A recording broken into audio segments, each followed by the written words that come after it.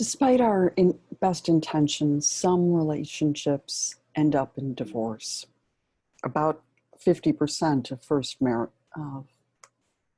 marriages. And you see that most of these happen within the first 10 years after people get married. So let's go back and look at something that Sternberg said. Remember, he talked about passion being high early in a relationship, and that across time, both commitment and intimacy drop. Now, if we're thinking that perhaps people get married when this is high, passion is high, and yet they haven't built commitment and intimacy, it might explain what's happening here.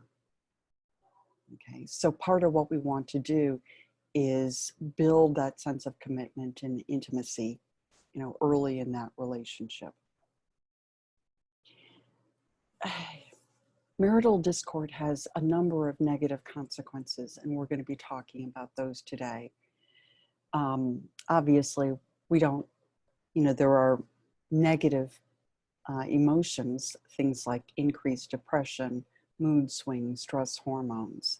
But then there are also physical things like an increased risk of diabetes, heart disease, wounds take longer to heal, immune system weakens, herpes outbreaks increase, and probably there are other things that we haven't yet identified. In terms of children, there can be a pretty negative impact from divorce, that they may feel a loss or a sense of loss and mild depression. There tend to be more externalizing behaviors, more delinquent kinds of behaviors, acting out in one way or another. Much more likely to end up in an outpatient, evaluation of some sort, outpatient therapy. In my work with children and teens, a disproportionate number of the children and teens come from either separated or divorced families, and also families with a lot of physical violence. They're less likely to have good, intimate relationships. And we'll talk more about that in the next video. What makes it difficult for them to have positive, or more difficult to have good, intimate relationships. Now, these things can be bimodal. So it also looks like while some people run into problems, others do better in school and socially. So I think that's good news. And we want to be thinking about some of the reasons why there are those positive outcomes. Certainly one piece is that children who are relatively easygoing tend to do better.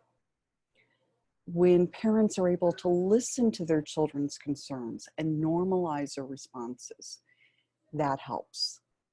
When parents co-parent effectively, and you saw that in Mrs. Doubtfire. And when the divorced relationship is relatively harmonious and has few triangles, that also works. So, fighting with each other. Stepfamilies change across time. Typically, they tend to be characterized by unrealistic expectations, initially. Things were awful in my first relationship, and now they're going to be wonderful. Unfortunately, in immersion, real life challenges those expectations. And people discover that it's not what they had expected. That's one of the reasons why second marriages are at high risk of divorce.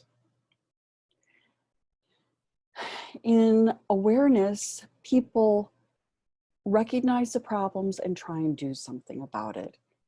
And then attempt in mobilization to negotiate those difficulties, and finally in action to create strategies to resolve those differences. So you can think about stages 3 through 5 as being part of the same continuum.